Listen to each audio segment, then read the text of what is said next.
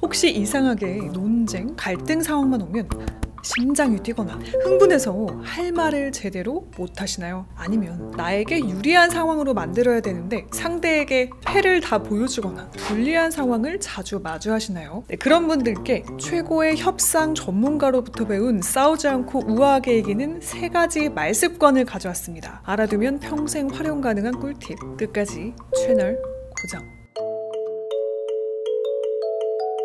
히릿! 안녕하세요. 히렌초입니다. 사회생활 고수와 하수의 말투 차이, 바로 갈등 상황에서 드러납니다. 경제활동을 하다 보면 모두 각자 추구하는 이익이 다르죠. 자신만의 이익을 고집하려다 보면 갈등이 생깁니다. 그럴 때 상대를 적으로 만들지 않고 웃으며 나에게 유리한 상황으로 만드는 가장 빠른 방법이 바로 대화인데요. 오늘의 3가지 말습관을 지니시면 흥분하지 않고 상황을 여러분께 유리하게 만드실 수 있습니다. 오늘의 팁은 전 세계 명사들이 극찬한 수성경영대학원 협상 강의이자 협상계의 스타이자 혁신가인 세스 프리먼의 신간 승자의 언어와 함께합니다.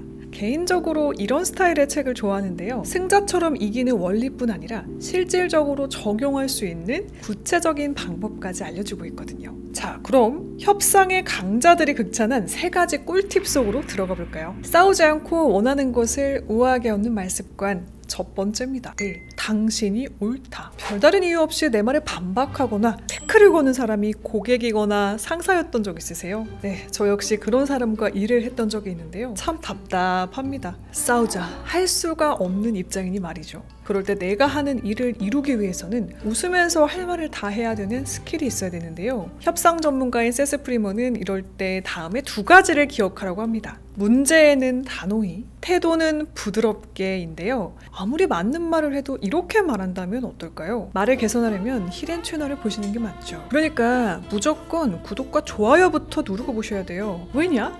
그게 좋으니까요. 아무리 맞는 말이어도 거부감이 듭니다.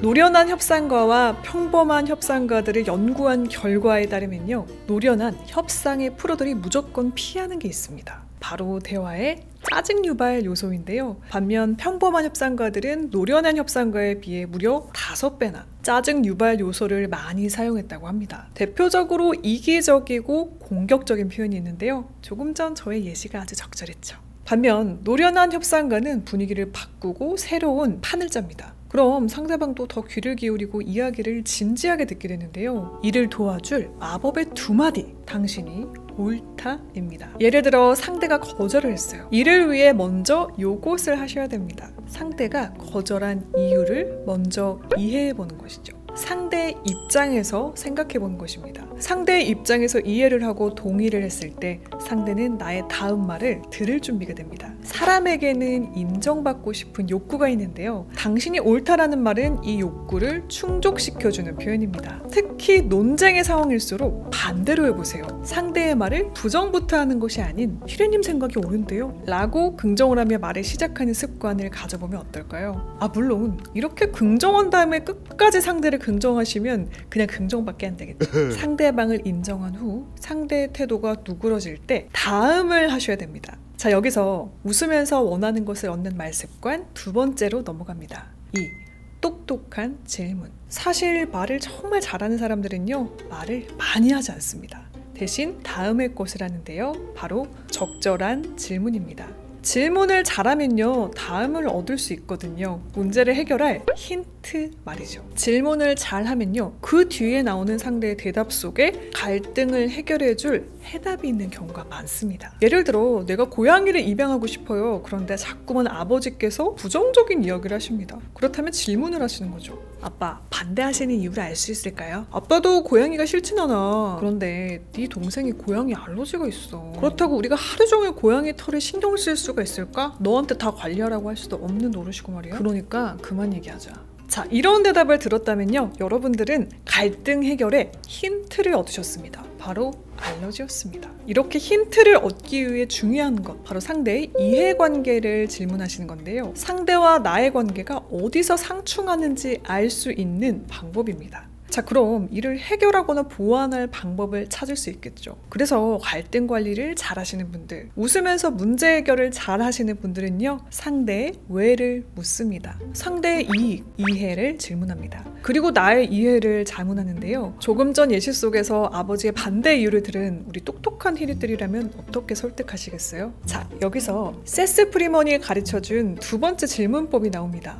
바로 사실 확인인데요. 알러지 문제인 이해관계를 파악했으니 사실 확인, 즉 팩트 체크에 들어갑니다. 알레르기가 있는 사람도 함께 할 수 있는 고양이는 없을까? 스스로 사실 확인을 하는 질문을 한 뒤 찾아보는 겁니다. 자, 다음으로 갈등 상황에서 우아하게 이기는 세 번째 말습관이 나오는데요. 바로 3. 선택지 제시. 맨 처음 상대의 마음을 연 뒤 질문으로 상대의 이해관계를 파악했다면요, 사실 확인을 한 뒤 상대에게 선택지 제시를 할 차례입니다. 이 세 가지 질문은 승자의 언어 세스 프리먼 교수가 제시한 협상에 탁월한 효과가 있는 세 가지 작은 질문이었는데요. 조금 전 고양이의 예시 역시 승자의 언어에 나온 실제 사례였습니다. 바로 저말이라는 아이에게 교수님의 제자가 이 질문법을 가르쳐준 건데요. 아빠, 무슨 말씀이신지 알겠어요. 그런데 좀 찾아보니까 어린아이도 알레르기 없이 키울 수 있는 고양이가 있대요. 벵골 고양이는 털이 적게 빠져서 어린아이가 있는 집에도 괜찮대요. 그리고 고양이를 돌보는 자선단체가 있는데요. 몇 주 동안 고양이를 맡긴 뒤 고양이를 기를 만한 자격이 있는지 확인한다고 해요. 자, 이렇게 선택지를 제공한 저말에게 아버지는 어떤 대답을 했을까요? 네가 그렇게까지 말한다면요.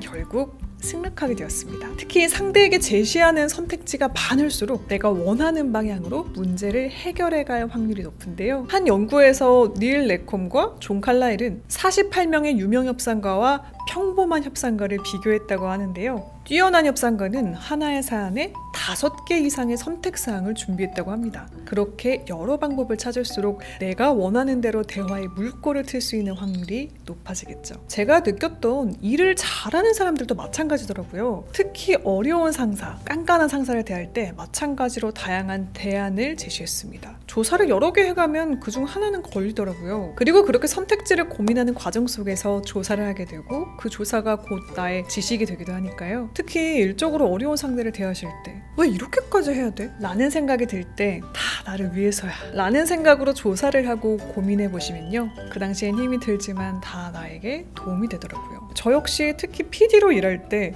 왜 이렇게까지 해야 돼? 하는 많은 일들을 했었습니다. 그렇게까지 성공 사례들을 조사하고 레퍼런스를 찾고 했던 과정들이요, 이후 제가 혼자 일을 할 때도 적용이 되더라고요. 자, 그러니 새해엔 우아하게 웃으면서 나를 힘들게 하는 상대를 대하는 일이 다 나의 성장을 위한 것이다 라는 생각으로 임해보시면 어떨까요? 자, 오늘은요, 최고의 협상 전문가 세스 프리먼의 책 승자의 언어에서 배운 결국 원하는 것을 얻어내는 3가지 말습관을 알아봤습니다. 빠르게 정리하면 1. 당신이 옳다. 2.